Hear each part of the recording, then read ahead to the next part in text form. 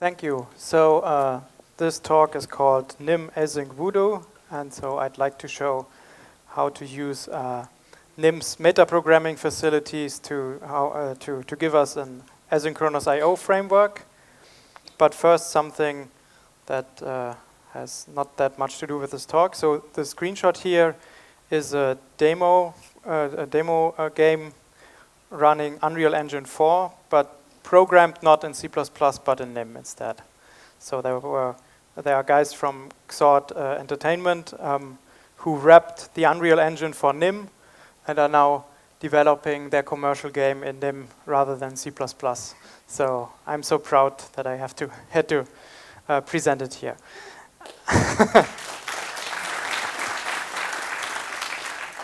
Okay, and so NIM is a newish programming language, and we compile to C++ code or Objective-C or C or JavaScript. And since we compile to C++, we have excellent interoperability with C++, and this is also why the people chose to wrap Unreal Engine in NIM, because it wasn't that much work. It's a statically typed programming language. The systems programming language, which means you can write your own memory manager in it and garbage collector with a Python-inspired syntax, so indentation matters. Let's start with a nice bug.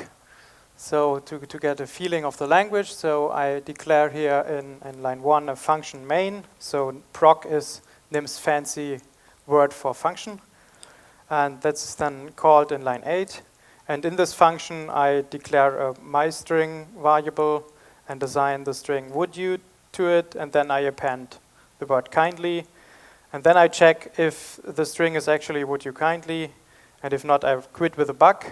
And otherwise, I produce the echo myString, so I print it on standard output. And this program, of course, produces bug because I left out the question mark. So this if the condition fails, we have some bug, is also often called an assertion.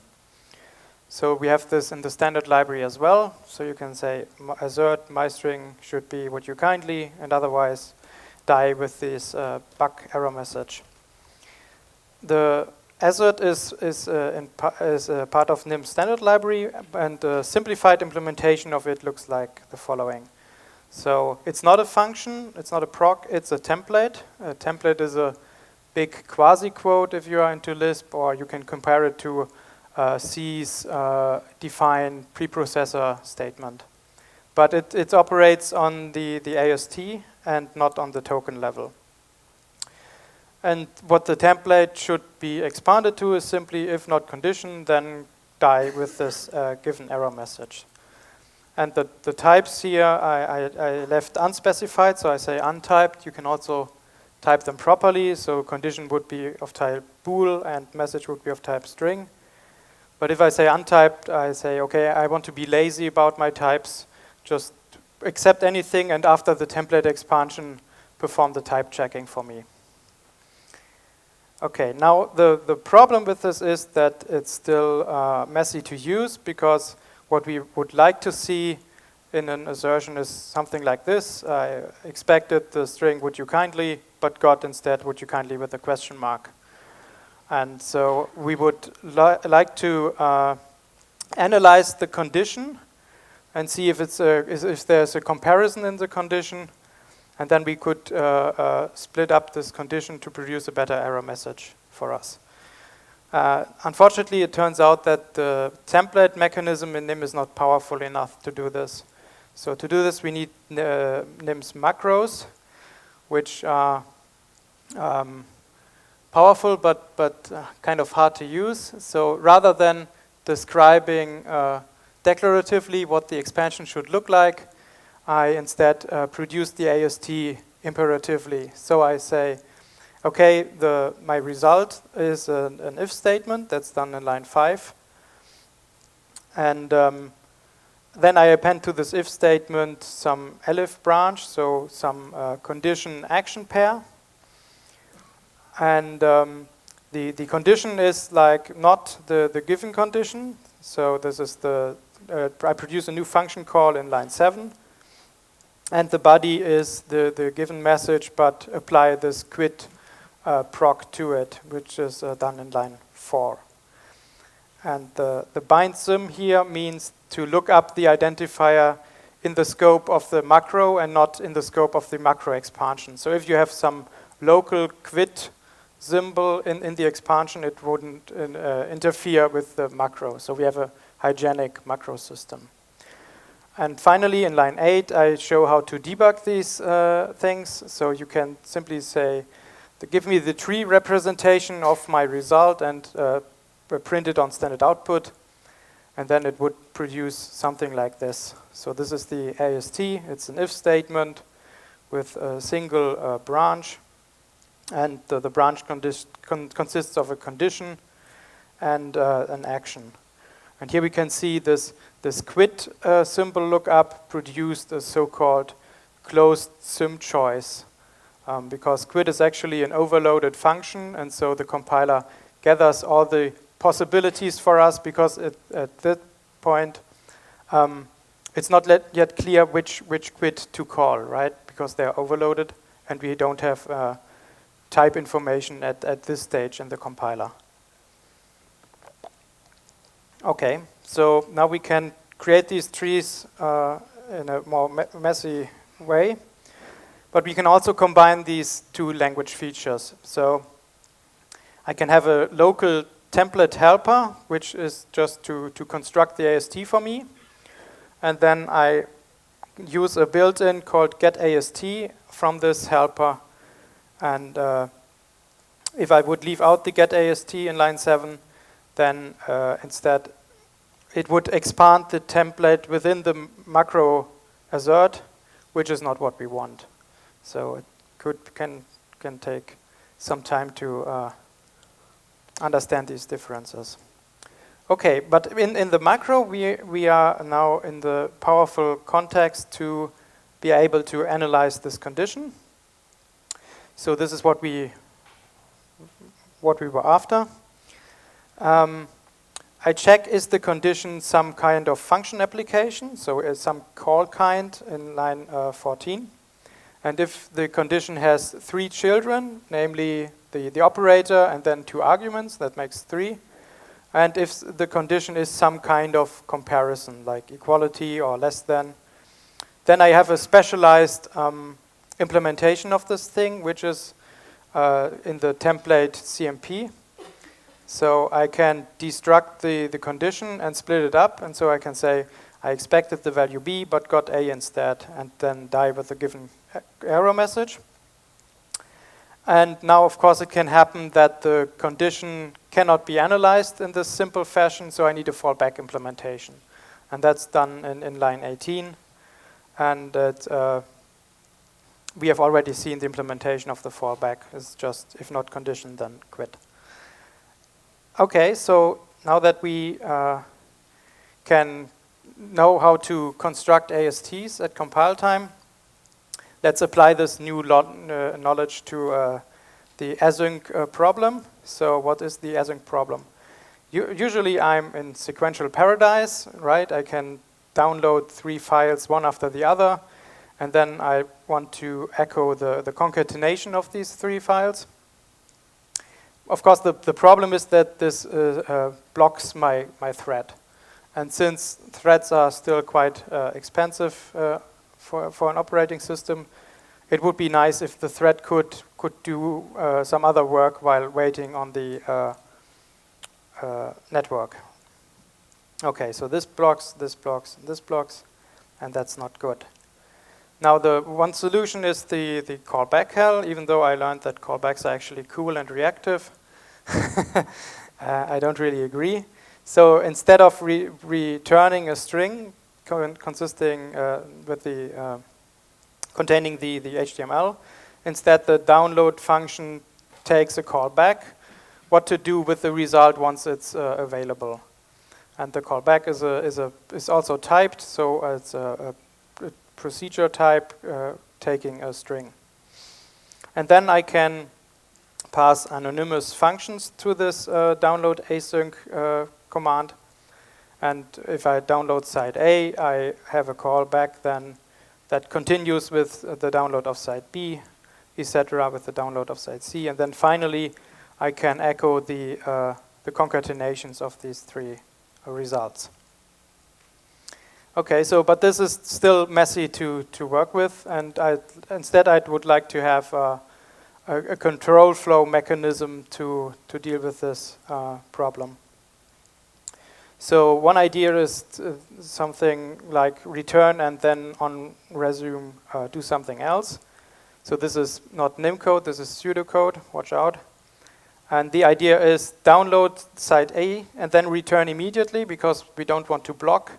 And after some kind of event loop triggers this function again, we want to resume with the download of site B. And then we want to proceed with site C. And finally, we print out again the concatenation. So this is this return on resume is often called a yield statement. And the problem is that nym doesn't have a yield statement, at least for this context. So what's usually done to implement this feature is to rewrite the whole function as a state machine.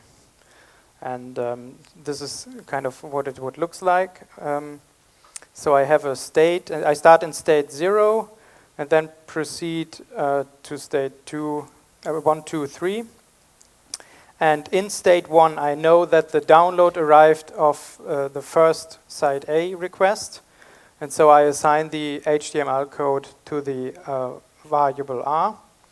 And in state 2, I proceed with state 3, and I know now the result of B has arrived, and so on. So this is still horrible, and also I need to have some kind of recursion here. So it's an asynchronous recursion. So because I pass the main function directly to this download async call. Okay, so it turns out that nym has a way to deal with coroutines, and they are called closure iterators. And so in this context, the yield is available. So in this simple example, I have a countdown iterator that counts from A down to B inclusively, yielding every value in between. And then I can call this iterator in this for loop context. And the problem is that this for loop context hides some crucial details. So this is actually expanded to this instead. First, we instantiate this iteration process. So we don't call the countdown in line 7, but instead we instantiate this iteration. And then we go through every value, and we have a built-in finished, which tells us if the iterator finished. And so this is a convoluted way to return a pair of values and a finished flag. And it was done this way for reasons of implementation simplicity and speed. So because usually you don't have to write this out manually, it doesn't really matter that it's ugly. Okay.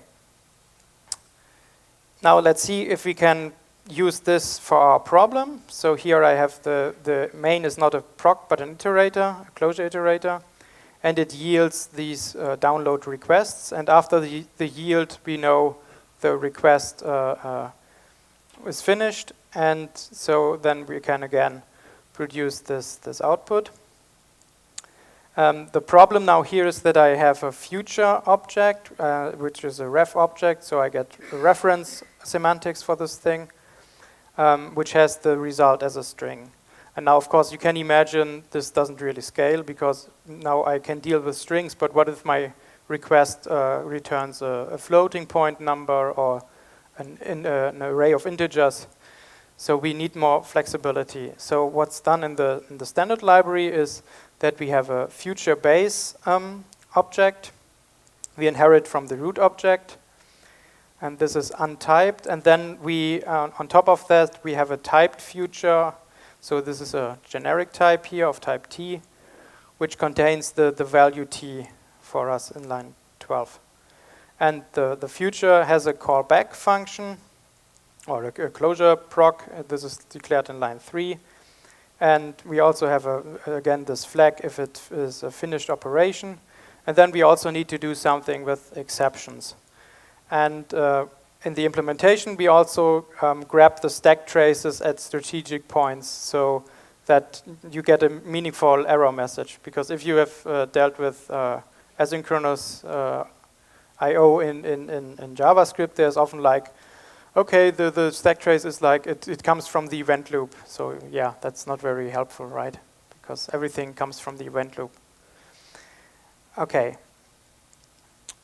So now here's a real example what the result looks like. We have so this is actually code that you can compile and run. We have a main proc annotated with this async macro. And in this async macro, I have this await statement available, which is now the final result. So this looks nice. And if I simplify the example a bit, so I perform only one request, then I can show actually what this async macro produces for us.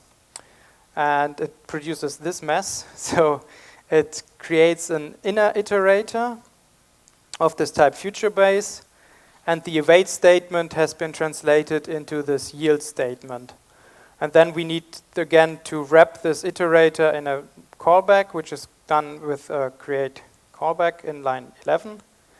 And the implementation looks like this. And so we instantiate the iterator and see if it's finished. And if not, we need to invoke it recursively. So this is the callback should be the single step again. And in line 15, we invoke the single step 1. So this is why this is called async voodoo. And not even I understand it completely what's going on here. Okay. So the async macro, what does it need to do? It needs to transform the return type t into future t. In our case, this was simply void. We need to take the procedure body and transform it into an iterator. We need to transform return to complete this future and return. We need to do something with the try statement. And we need to transform the await to the yield keyword. And I will focus now on this last step. So transform body. As we've seen now, so this is a compile time function, so it operates on these nym nodes, right, producing an AST for us. And if we have an await instruction, so if you have a function call in line 8, is that done, and the operator is await, then we say, okay, we want this node to have 2 children, and we transform the operand into this yield statement, which is done again with the get AST and then the template helper. And the template t yield simply says, okay, given an expression, I assign it to a future variable, I yield the future, and then afterwards I know I can read from this future. So this is done in line 5. And then this response is actually the result of the expression. So this is the crucial step, and now we only thing left to do is that we need to find this await statement anywhere in the function body, and so we recurse over the whole AST in line 13 to 15. And yes, this mutates the AST, so sue me. Okay, and one thing that's also remarkable here is that I can iterate over this tree without really checking what it looks like, right? Because I always can ask the tree about its length, so about the number of children, and I can also access the ith children with this result at position I notation. Okay, so now we have seen how this async macro does its job. One final missing puzzle piece is the event loop. So here I outline how it works. So on Linux, there's this ePol call, and it's a messy interface, but essentially it works on a sequence of file handles, and it modifies them. So it's like I tell ePol what to listen, what kind of files to listen to, and then ePol returns with the files that can be read from or written to. So this is this mutates the sequence, which is annotated here with the var declaration. And then I need to wait to attach the actions to the file handles. So this is the tasks variable in line 7. So it's a mapping from file handle to this future base object that we have seen. And the scheduling is like, okay, I get some future. I need somehow a way to determine what its handle should be. And then I simply add this to my hash table. So this is in line 10. And the scheduler is pretty simple then, while true. So always do prepare these handles for the ePol call. The ePol call mutates our handles sequence. And then for every handle in this remaining sequence, we call the futures callback. And then we are done. Now here's one cool idea to inspire you. So what we have seen now is very, very conservative, in my opinion, because it simply copies what C# already does, right, with this async await keywords. Now here's an idea. Why do we even have this await keyword? We can instead, since we are in the macro, we have all the power we want. We can look at the functions and see if they kind of look like that they would block, right? So what if I have an auto async macro that instead checks every function call and sees if it looks like a blocking operation. So this is implemented this way. So I have the idea is, are we in an await context? This is in line 5. So what is an await context? Well, the operator starts with the read verb, or with write, or with request. Then I transform it, as we have seen again, into this yield statement. And this yield template I can reuse because it's exactly the same code. And so I only needed to tweak this condition in line 8 a bit to get this different async macro. So yeah, this is the basic idea. Now Dominic Piretta, who is behind all this async stuff, also said to me, I need to push you to take part in this NIM survey. You should also you can also take part even if you have never used NIM before. Please contribute. The slides are on GitHub. The website is nimlang.org. And the Unreal Engine wrapper is also on GitHub. And well, we have a forum, a mailing list, an IRC channel.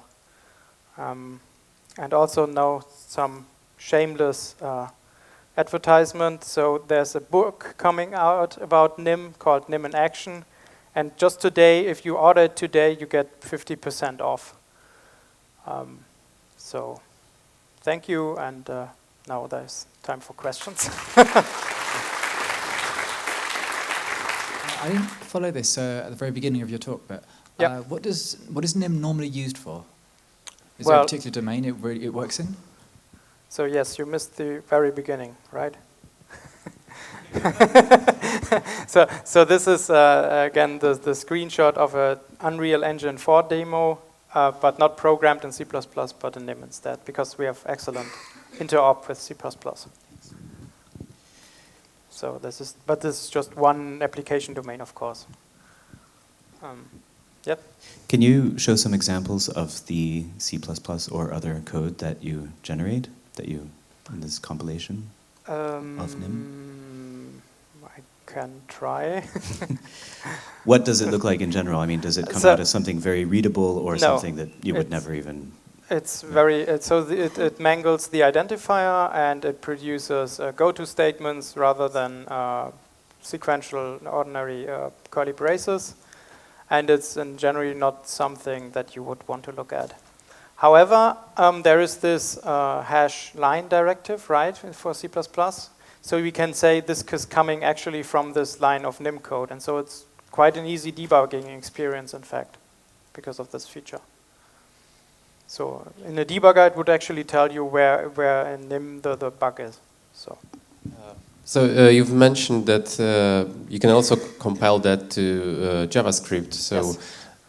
Any specific use case? Do you think it could be beneficial in some applications?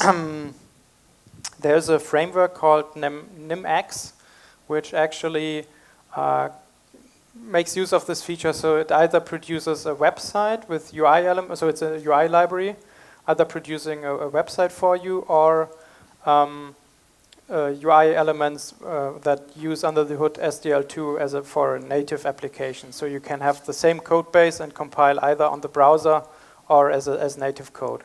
So that's the use case. And the standard library is usually focused on C. So we have like a couple of modules that we declare do work with JavaScript as well.